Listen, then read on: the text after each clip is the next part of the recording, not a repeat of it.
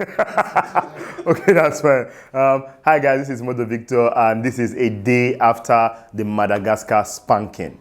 Yes, the Super Eagles were brought back down to earth after their 2-0 loss to Madagascar, who are ranked 100 and something in the world. Now, let's put that in perspective. Coming into the group stages, Nigeria and Guinea were tipped as first and second.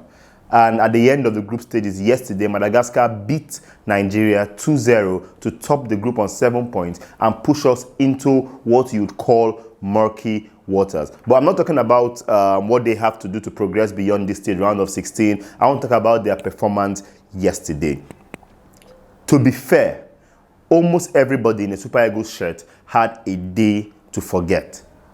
Almost everybody. Leon Balogun had a day to forget. The goal that we consider the first goal that Gernot Rohr called a gift in his press conference, the pass was kind of short from John Ogu, but Leon Balogun made the first step towards the ball and decided instead to shield the ball from the onrushing attacker, who was a tad bit faster, got to the ball, rounded Ezenwa and slotted the ball into a totally empty net. Our midfield yesterday, for all the qualities we had, Mikel Obi, Etebo and John Ogu, we were just making a ton of sideways, backwards passes, and there was no real penetration. Good and fine. Mikel is amazing quality, John is amazing quality, Etebo is amazing quality, but none of them had their day yesterday. It was just running around in circles and a lot of pressure on the Nigerian side. I must give credit to the Madagascar team. They were wonderful in their tactics, block off their wing play and do not give space to Mikel Obi or John Ogu to breathe, to try to pick up a pass. Just ensure you are in their faces immediately they trap the ball and we are going to make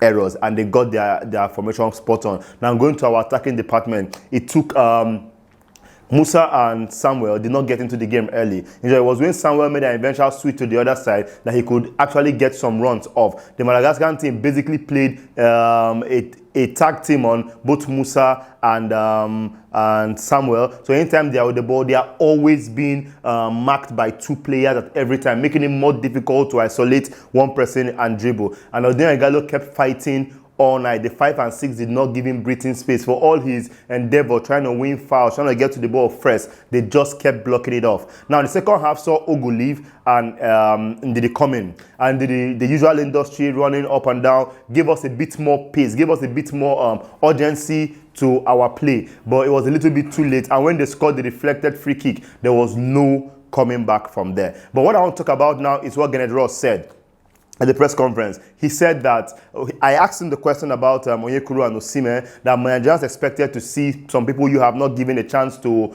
play at all, to see what they can even bring to the team. And he said, after going around and around about they changed some people and they can't change the entire team, he then said that attitude in training at times shows a coach that players are not ready for the big match. And I asked this very simple question. Madagascar, I still call it a dead rubber because whether we top the group or we're second, you can meet someone that will knock you off or someone that you're going to beat in the next round. So whether we came first or second, it doesn't matter. We had already qualified. So it's a dead rubber. If you cannot trust players that you selected from a pool of several players available to you to even give run-outs in a game you do not compulsorily need to win, why did you bring them? And also, let us throw this into perspective. Osimhen, from halfway point of the season, scored 21 goals too. So I'm asking, what exactly, what big stage have these players not played in? What crowd attendance, what match situation have these guys not played in that a coach will say that they are not ready for a big game? And by big game, he means a game against Madagascar that we do not need to win. Take note, from this point on, every game we play is bigger than the Madagascar game. Because if we lose, we go out. You get? So if you can't trust them in the little things, why did you bring them? And for all Nigerians know, these guys are amazing quality. So you can't tell us that they are not ready, because we know they are, or we believe that they are. Their track record says that they are. So why do you say they are not ready? Okay, I expected that Igalo will not start. Not because he's not our first choice striker. You get? But let us even see Osimhen, or maybe see more of Onuachu. But if Igalo starts, there's no reason why Igalo played 90 minutes. Not because he's not good, yes, but give someone else a run out. Now, Musa was on a yellow card. So why did Musa start the game when he is our first choice winger? You get where I'm coming from. So you can leave Musa on the bench, give Onyekuru a run out. Let us see somebody, or even start Moses Simon. Just give us somebody, let us see more from this team. I'll step back from the camera now, and Azubuike will come in and give us his own opinion on the Nigeria versus Madagascar game yesterday. Right, hello guys, my name is Azubuike. I write for busybodiesng.com. It's funny I'm here because yesterday me and Modo, we had a very long and loud argument about this. Of course, talking about the game in particular, it was a very bad game. We played very, very bad. And what Modo neglected to mention in assessing what Rohr said at the press conference was he gave the reasons why he started the players that he did. And also, to be fair to Rohr, he made 5 changes from the team that beat Guinea in our last game. How many changes can you realistically make to your team and still expect to win? That was one thing that Rohr said. Also, you also have to take into perspective the fact that, see, this is a tournament, and it's a tournament that Nigeria have not had the best preparations in the lead up. We had injury problems, we had sickness problems in the camp, and so this, was a team that hadn't. This was a team that had lacked some sort of continuity, so to speak. And so in the first game, for instance, Rohr started Onuachu, Igalo came in. He played in the second game against Guinea. He didn't complete the game. And so, yes, in a tournament where you want to create chemistry, you want to create continuity, you also want to create cohesion, you have to ensure that the basic part of the team is still kept together and not just make entire wholesale changes. And Modo has talked about the antecedents of Osimhen and Onyekuru. And if we're being honest, those people aren't the foundation that the Super Eagles is built on. Absolutely not. Osimhen has not shown it for the Super Eagles, and neither has Onyekuru. I think he only came into being during the qualifiers, and he hasn't been our first choice winger.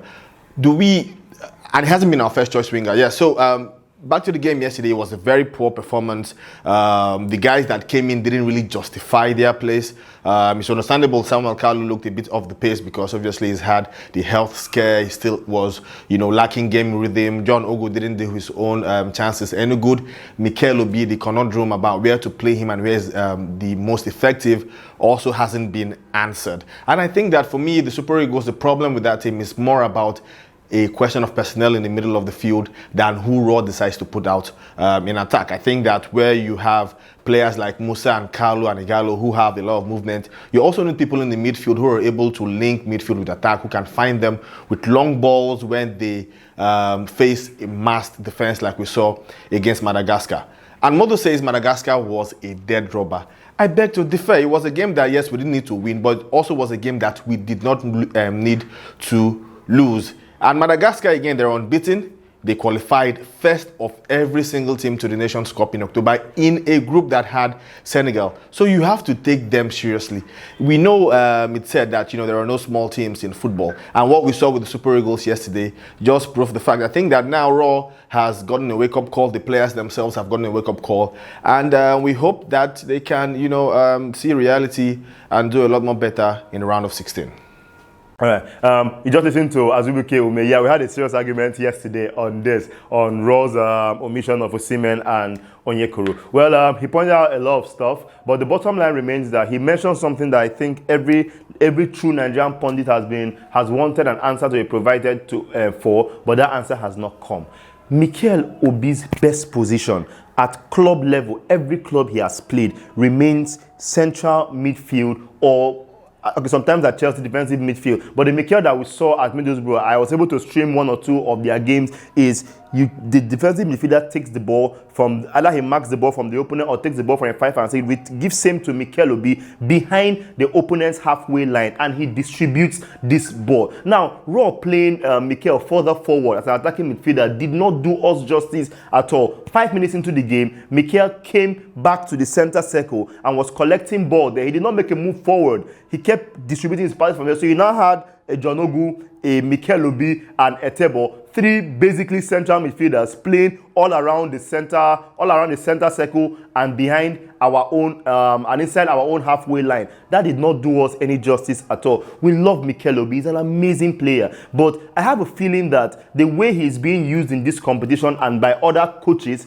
is eroding the legacy Mikel would have left the Super Eagles with. Example: if this is his last tournament, It will be sad for us to remember Mikel as a player that that did not bring cohesion to the team, or just sideways passing, or uneventful play, when we know Mikel can be a lot more. Dear Gernot Rohr, even if it's for once, by mistake, give Mikel Obi a place in central midfield and place someone else ahead of him. Yesterday, if you wanted to start those three, Etebo should have been ahead of Mikel. Give Mikel space to do distribution. Please, we are begging. This is Modo Victor. That was Azubuike live from Alexandria. See you guys tomorrow. But we're playing again. We go again on Saturday, and we'll know our opponents at the end of today.